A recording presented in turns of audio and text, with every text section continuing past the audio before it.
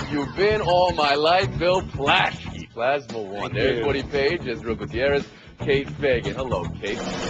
Today, the thrill of victory, the agony of the guarantee. Well, you didn't say guarantee, but everyone knew you meant guarantee, and now you're going home again. Also, the importance of boxing out, pushing out, winning out.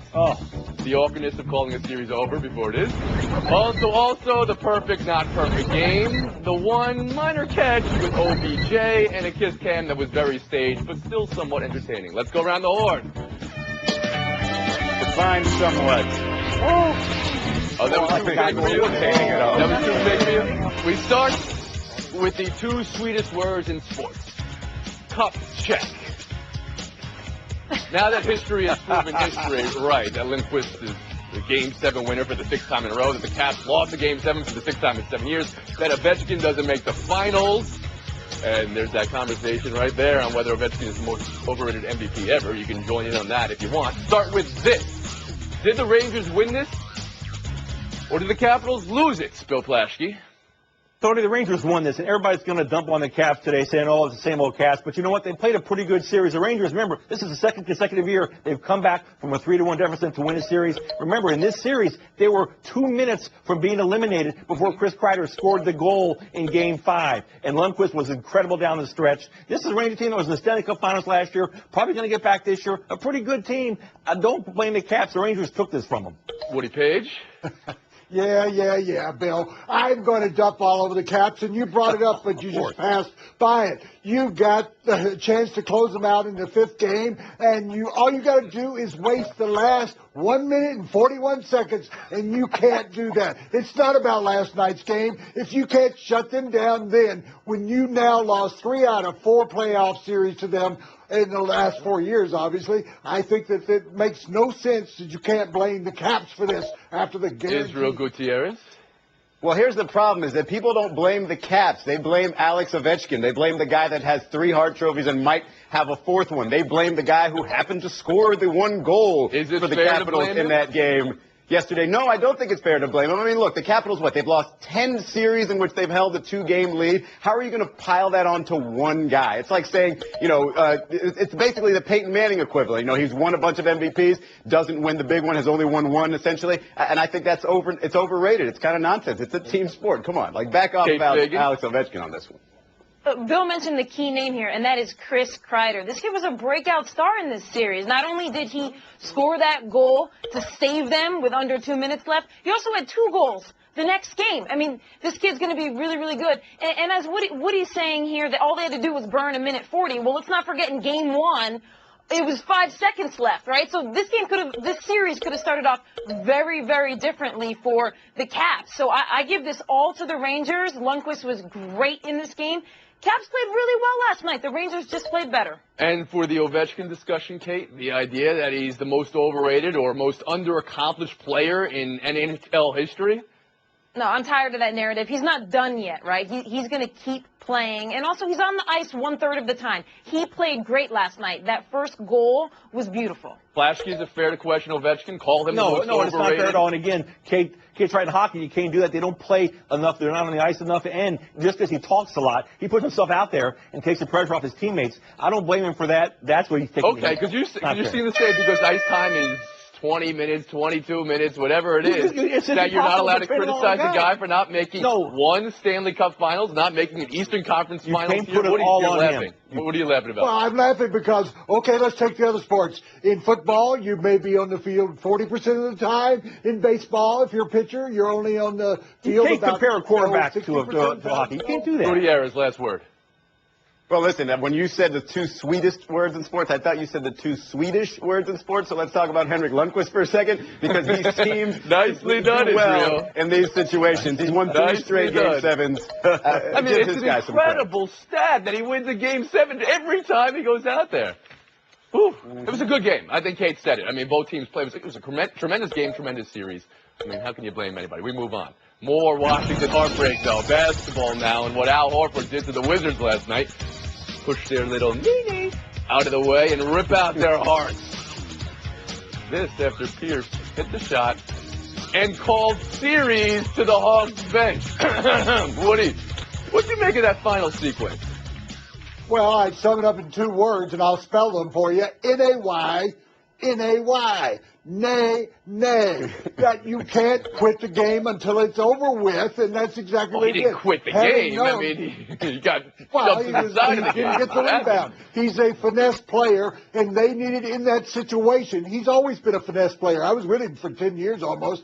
You needed more big men in the lineup at that point. You've got to get that rebound. And you already have a great play by John Wall, who I thought it was heroic that he's even on the court, and he makes a great shot block, and you can't get the rebound and close him out. I don't think it's... So then you're not really blaming Nene here. You're blaming Whitman for not having Gortat on the floor, not having the bigs on the floor. That with Nene is a finesse player, as you called him, his whole career. Israel, how about you? Well, I don't know. What's worse than Paul Pierce? Which is worse? The fact that he called series or the fact that he trucked his all-star point guard in his celebration? By the way, that all-star point guard who has a broken left hand, he's got to be a little bit more aware there. I think that was a bit of a mistake by Paul Pierce. But no, look, this is one of those close games. There's not a whole lot of blame to go around. If you want to blame Randy Whitman, I think it's fair, though, to not have Nene and Gortat out there to match up with Millsap and with Al Horford. If you watch the play, Horford, or rather, Nene is going into box out Paul Pierce's man, which is Millsap, which allows Horford to sneak in, grab the rebound, and get the putback. So I think maybe the lineups were a problem. What did you make of that final sequence? Well, let's throw some credit to Horford, right? I mean, he comes flying in there for a huge rebound. Yeah. Nene's not giving up on that play. He's just not in the right position. He doesn't have enough momentum to get the rebound the way Horford did. And the thing that I'm concerned about here, if I'm a Wizards fan, is that John Wall was electrifying and he was efficient. I don't know if he's going to be able to continue to that because he was playing on adrenaline and energy coming off of that injury. I can't see him playing as efficiently, so I'm worried for these Wizards. That game was in Atlanta last night. Bill, the final sequence for you? Oh, yeah, I was stunned. How about the no timeouts? These NBA coaches have a million timeouts during the postseason, and yet somehow Whitman runs out of timeouts. What happened there? Yeah, I was stunned. The coaching. That was coaching. Okay. Bill, I almost hesitate to bring this up, but you realize Paul Pierce called the series over. You're a man who's been known to do this on this show before. You have to comment on Paul Pierce here. Yeah, no, you know what? I don't blame him for thinking the series. Of course you don't blame him. You've done it. But once they lost that game, I think it is over. I think Atlanta wins this series. I don't think the Wizards can win Atlanta game 7. Pierce was winning this postseason like nobody was winning this postseason. And he even hit the shot, and now... We'll move on. Golden State, Memphis. This game was over in a light switch last night. They were down 13 and then up 1 over 3 minutes to end the first quarter. Izzy, have the Warriors turned the corner in this series? They have. Look, and my favorite quote from this whole series so far is Dave Yeager saying, hey, look, people were talking about how we couldn't score because of Tony Allen. He didn't play in this game, and we still only scored 78. So here's the problem. They just can't keep up offensively with the Warriors now that the Warriors, especially Steph Curry, have sort of found a rhythm in the series. Fagan? Yeah, I think that moment where Curry hits that 3 at the end of the first quarter, that's when you see the Warriors re-energize because they took a punch. Right, in these playoffs. They were down 2-1. They hadn't taken a punch before. They're a roster of guys who haven't made it that far in the playoffs. So now to see them take that punch and bounce back, I think they're on their way. Flashkey? We're finally seeing the Warriors who they are. They're not just the Splash Brothers. Their defense, they play tremendous defense. Their bench, Sean Livingston and Iguodala were great off the bench. This is how they've won all year long. Now they finally see who they are. Woodrow? Well, you have a turn-the-corner situation, but you've got to push from another car because Memphis, without Tony Allen, you got to say he's a defensive specialist. He's a slasher. They didn't have him. You got Mike Conley wearing a face mask. You know his face is bothering him. And you have a situation where, yes, they pumped up their defense. The Warriors did. But they also are hitting almost 50% of their three-pointers, which they hadn't done earlier in the series. You add those 4 ingredients, of course, you've got... It should be said, though, I mean, this Warriors team, they scored triple digits, whenever they wanted to, all season long when they were putting together those 67 wins. 98 yesterday. I mean, the 78 is the more impressive number, right, that they allowed 78 to Memphis. Plasky, 16, our leader, after the first word. Buy ourselves next after the break. And coming up, the best pitching performance ever that ended in boos. Stick around. You guys see that? They booed when he was taken out of the game? Yeah. Geico presents Strange Savings Stories. Astronomers detected an interstellar transmission. It stated, Geico, 15 minutes could save you 15% or more. The implications were staggering. Was the cosmos telling us we could all save hundreds on car insurance with Geico? Or did their radar merely pick up a signal from the nearby Rufus and Clyde's morning show? We may never know. Geico. 15 minutes could save you 15% or more on car insurance. Buy or sell. Annotations to the executive summary of the Wells report by Daniel Goldberg, senior partner in the Boston office of yada, yada, yada. Patriots strike back at WellsReportContext.com. Here's a screen grab. Among the claims that the Wells report dismissed the science of PSI. The humor and exaggeration of text messages were overlooked. Inconsistencies in logic and evidence were abound, the horn, and it's never been proven Brady preferred deflated balls. Bill, what are you buying? What are you selling?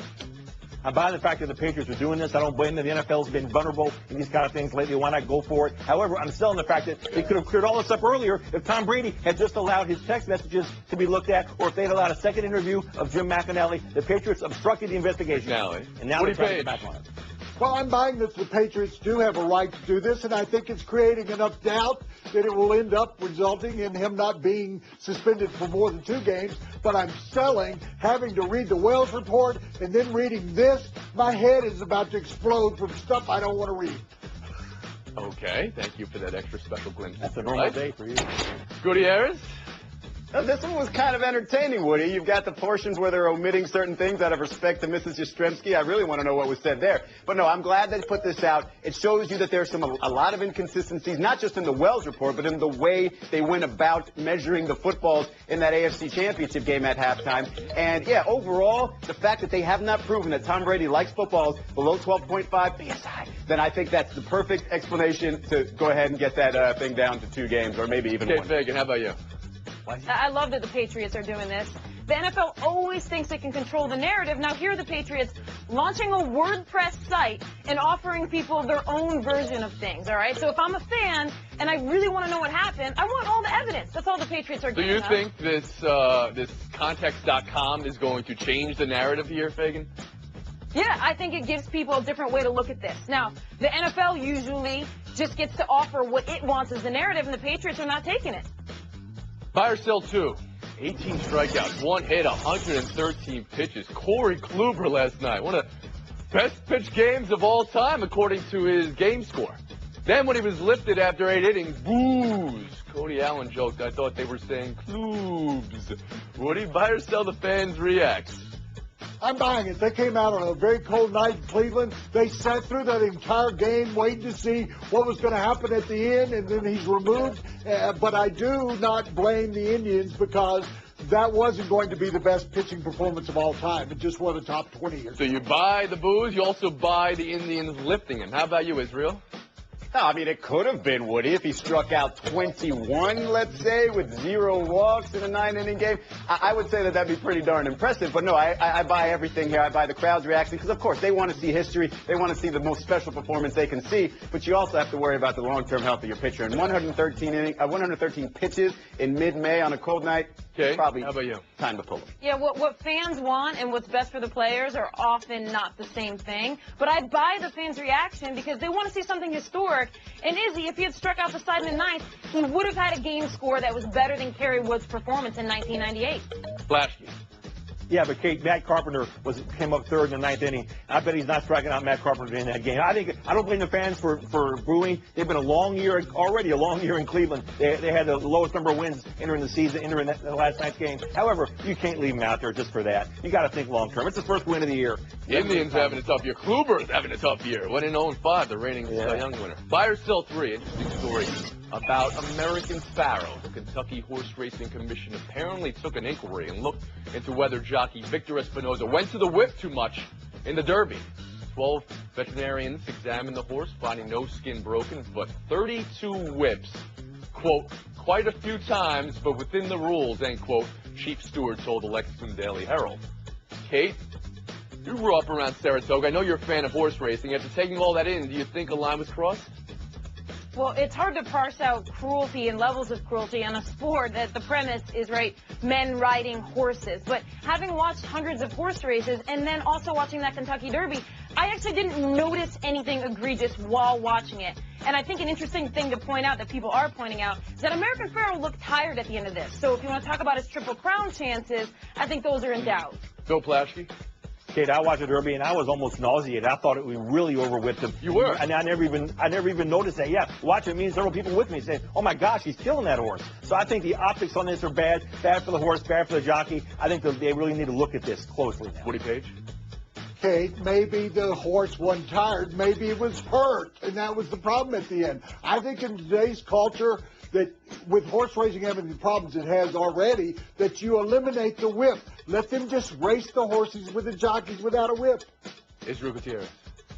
Yeah, I don't watch nearly as much horse racing as Kate does, so it all seems egregious and over the top to me. And the comment that got me was 32 whips within the rules, but it seems like much. Well, then change the rules, because if it seems like much, then maybe, it should be less, if that seems like it's a problem.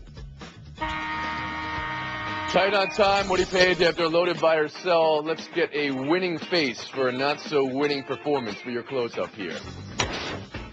Not bad. Plaschke, Gutierrez, Fagan, lightning round deck. Coming up inside the Actors Studio on the acting on this Kiss Cam. And then you made a delightful movie called Kiss Kiss Bang Bang. Biz, giving him the biz. 22, but anybody's ball game in the lightning round. Gasol says he'll play, ready or not. Is that a good thing? Noah says the series is going back to Cleveland. Is that a guarantee? Bill, how much will Gasol's return help the Bulls tonight? I think it'll be almost minimal, Tony, because he's been hurt. He doesn't play well when he's hurt. I've been around him a lot. Plus LeBron is 7-1 when his teams lead a series 3-2. LeBron knows how to close out a series. Okay. Closes it out tonight. Minimal, Plaschke says. How about you, Israel? I think it'll help. If for nothing else, it'll sort of stabilize the offense, give him a different option other than Derrick Rose to create in order to just start offense. He doesn't have to be the guy who goes out and scores 25 and has 12 rebounds, but he can just be a distraction for that defense and really sort of make it. Fagan? No, I think it's going to help them a lot. I mean, Gasol serves as like the hub that Butler and Rose wheel off of. Without him on the court, they're kind of left one-on-one instead of being able to play off Gasol. So I think But he's not going to be himself. But he's not going to be himself out there. That's the difference. So you think he's too injured to be okay, well, that's fine. He's going to play ready or not. The not is a scary position for the Bulls. But he was hitting shots like nobody's business earlier in this series. He wasn't minimal then. Lightning 2, Rockets and Clippers. Keeping the season alive at home, one thing. Now Houston goes to L.A. Israel, how does tonight play out? It's tough to gauge, to be honest, because, as bad as Houston looked the 2 games before the previous one, they could always go off. I mean, you could always get a Trevor Ariza who played like he did in the last game. You could always get a 40-point night from James Harden. I'm not so sure that the Rockets are out of this. What are the odds? What are the odds Rockets win tonight? Extend this. I give them a 40% chance of winning. Okay, 40% something. How about you, Kate? I got some actual odds for you because I consulted my 538 friends. They say the Clippers are a 68% chance to win tonight. I think that's actually kind of low. I think CP3 might have double-digit assists by halftime, and Clippers are running away with this. 68 is 32 the other way, not so far from Israel Gutierrez.